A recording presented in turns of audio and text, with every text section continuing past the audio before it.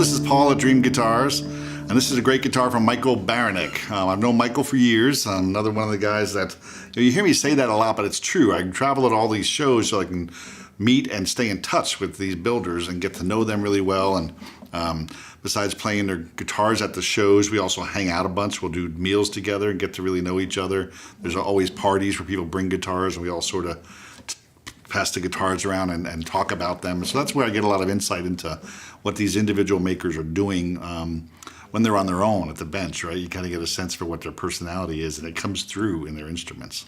This is a nice example of that in the aesthetics here. This is really beautiful. Michael's always built just such stunning guitars and has really nice taste in wood appointments, as you'll see on this one. So this is his Meridian, it's a concert model. It's got an African Blackwood back and sides, which I just love. African Blackwood, besides being beautiful, really dark. Here you've got some dramatic sapwood in the center, which I really like. He bound it in spalted maple, which is just gorgeous. I believe it's maple. It could be elm, but it's a spalted wood. So if you look close, you'll see the black that actually lines up fungus. That's what makes a spalt. Spalted wood. It's a fungus in the wood. The top is Colorado Blue Spruce, so something different there, and really lovely tight grain. But then you start to look close and you see all the good bits. So the rosette, for instance, and make sure you look at the pictures. We take some really good close-ups, and you can click and enlarge them. And you'll see here we've got there's some blue that almost looks like turquoise, and then there's a variety of different woods, all that make the rosette real interesting. There's not just one ring of wood. The same on the headstock. When you get to the headstock, it's a beautiful blue on the truss rod cover, and then a number of different woods to give texture and drama to the headstock itself. But he didn't stop there. He also did the volute, the neck heel, and the tail wedge, which I don't have room here to spin it for you, but you can look at the pictures on the website. There's also the blue tail wedge down here.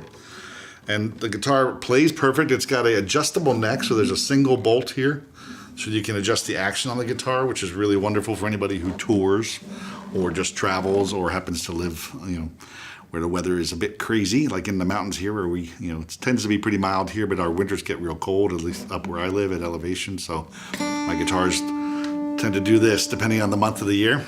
And this one really has a great sound. I was remarking to Greg how I feel like it's got a lot of the different colors in this area. So whether you play near the bridge or near the neck, there's a big tonal range there. It almost felt like I had a Gibson with 3 pickups and a couple of switches. So it's really fun to play this guitar, and I'm going to try to hopefully get some of the emotion out of it for you. So let's give it a listen.